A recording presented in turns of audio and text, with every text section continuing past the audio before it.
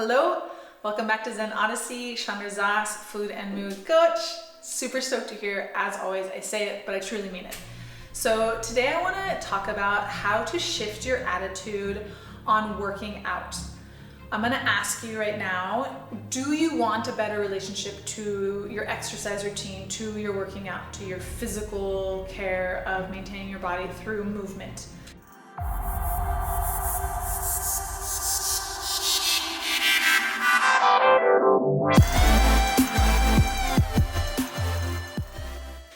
Most people will say yes. Most people will say, yes, I would like to work out more. Yes, I would like to enjoy it more. Most people, if they have a regular workout routine, it's kind of through force and through willpower, and it's not really enjoyable. I've been there. That's how I worked out for over a decade. So I want you to play along with me for a minute and think about the next time that you have planned to work out, whether it's today, tomorrow, maybe the weekend you have a plan of a workout, or maybe you don't have a plan and you just want to work out in the future. So think about that workout. So think about what you have planned, kind of run the ideas through your mind. And now I want you to notice how you feel. How do you feel when you think about your workout? So this is a really, really important piece to understand. So notice if you feel feelings, negative emotions like dread, heaviness, resistance, avoidance. Maybe you're bored of your workout. Notice if you have one of these negative emotions. Or are you in the superhuman, less common group that has feelings of perhaps motivated, committed, focused, one of these emotions? So these are like the positive, useful emotions. They don't necessarily feel good, but they're useful emotions. So the reason that it really matters to notice what emotions that you feel when you think about your workout is that depending on what you feel, there is almost 100%, I would say maybe 95% accuracy rate of predicting if you're going to work out, because our feelings drive our actions. So how you feel about your workout is going to determine if you actually work out. Working out is an action. Working out is something that we do. And anything that we do or don't do, if we don't work out, is driven by the way that we feel about it when we think about it. You with me? So there are a couple exceptions to this because we can override ourselves. We can interrupt the way. So if we feel really resistant and avoidant of our workout, but we choose to work out anyway, and we use willpower to work out, and we force ourselves and we push ourselves to work out, then you can override those negative emotions. But here's the thing. When we do that, it's short-lived. It's not a permanent, long-term workout routine. It's when we use willpower and force in our life, it's like a finite energy. It's not from inside of us, it's a pressure from outside of us. And that outside pressure doesn't last very long. When we talk about the negative emotions, the dread, the resistance, the avoidance, these emotions, it's really interesting to track which thoughts are creating these emotions. Really common, it's some kind of I have to or I should.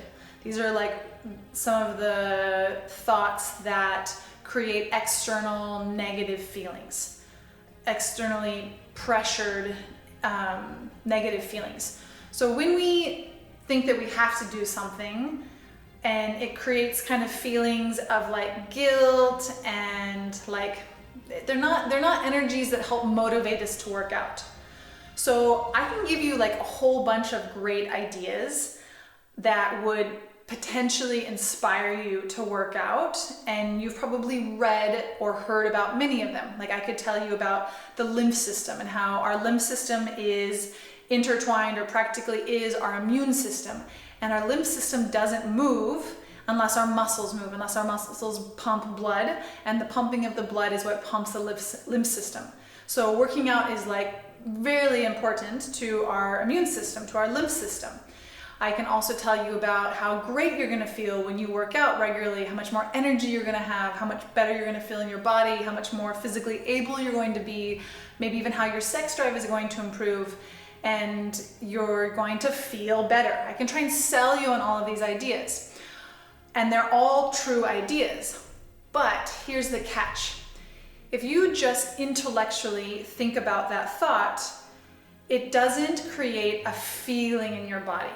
And here's the trick, is that in order to actually drive action and in order to actually show up in our workout, we have to feel something. We have to feel one of those feelings like determined, committed, motivated. We have to feel one of these emotions to actually get us into our workout. So I forced myself for, like I said, a decade of trying to, I knew it was healthy, I knew I should, I knew it would be better, but I was like using serious amounts of willpower to work out. And I started and I quit a million times. And then I ran across this concept that if I focus on how I feel working out, which is like I really don't like to sweat, to be really honest. Like I feel really sweaty, I feel really hot, I feel really uncomfortable. I feel like strenuous. It's like a hard challenge for me. Like when I think about working out and I focus on the discomfort of the workout, it's really hard for me to feel motivated to work out. But here's the trick I learned, is that if I focus my mind on how great I feel after the workout and the rest of the day, and when I'm regularly working out, how great I feel in general, when I think about working out, I focus my brain on those thoughts, it's far easier for me to feel motivated and committed and determined to my workout. It's really interesting. And so when I learned this concept, I really started playing with it in my own life. And it made such a big difference. There's so many days where I don't really want to work out, and I literally just remind myself, man, remember how good we feel when we work out? Like I'm gonna feel so much better the rest of the day. I'm gonna feel so much better. I'm gonna sleep better. I'm going to be able to eat more. It's also another one of my favorite thoughts about inspiring people to work out is you get to eat more. Anyway, so I focus my mind on how good I feel when I work out. Not during the workout, but in general, when I'm working out, after I work out. So what we can do then is just rinse and repeat. And as we keep focusing on feeling good and we keep working out, this cycle, this working out, noticing that we feel good, it builds a pattern, and it actually builds evidence to our brain and shows us and reminds us and proves to us that working out does feel good. It's really cool. Okay, so I do want to talk a little bit about the primal brain, because the primal brain is a factor here. So remember that the primal brain is our reptilian brain that's motivated by emotions. And in this case, in working out, our primal brain does not want to work out. It wants to chill, take it easy, be lazy. It doesn't want to do hard things. It doesn't want to work out. It doesn't want to be in a strenuous, uncomfortable situation. So our primal brain is saying, nah, you really don't need to work out. Like, tomorrow, put it off. Like, we worked out last week, no problem. Like our primal brain is giving us these thoughts. So part of working out, part of getting into a workout routine is brain management, is what I said earlier about focusing our brain on the parts that are true and feel good and create a positive energy like motivation to work out. And it's also knowing that the primal brain is going to say its thing and being ready to talk back to the primal brain and be like, I know that you want to sit on the couch and we'll do that later, but right now we're going to work out. So there's an inner dialogue that happens that I call brain management. It's cool, huh? One thing that's really interesting is that our primal brains have not evolved for modern day life. And modern day life is really different than what used to be normal. So even 50 years ago, or even 100 years ago, humans were really physically active. And today, most of us are doing much more intellectual and mind work as opposed to actual physical work. So before, it wasn't really important. It wasn't part of our survival that we needed to work out, because working out was just a part of our daily life. But now we need to manage our primal brain, and efficiency isn't the most important thing. Lazy, easy is not the most important thing.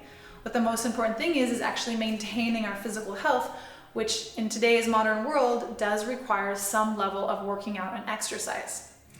But you don't have to do it by force and willpower. You can create motivation, you can create commitment and determination that will come from inside of you and will fuel a really amazing workout and take care of your physical health.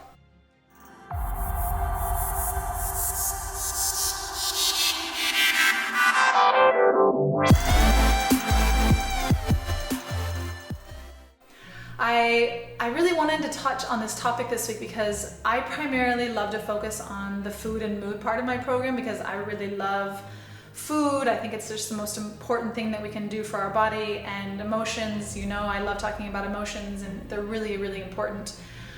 And emotions are a part of working out, as you can see today. And I just know that I would be I'd be admitting some of the truth if I didn't talk about exercise. So I'm going to occasionally talk about it. And this week I recommitted to my exercise. I sprained my ankle a little over a month ago. So just the last few days, I have recommitted to my workout. So I kind of went through this process again after not working out for a month. I went through this process of doing the mental work and focusing on it, because every time we start again and we're out of shape, it's even more uncomfortable. It's even harder to start. So I hope this is useful for you guys, and see you next week. Thank you for your time and attention. As always, I know how valuable it is. So go work out, or do some mental work and see if you can get yourself to want to work out. All right, ciao.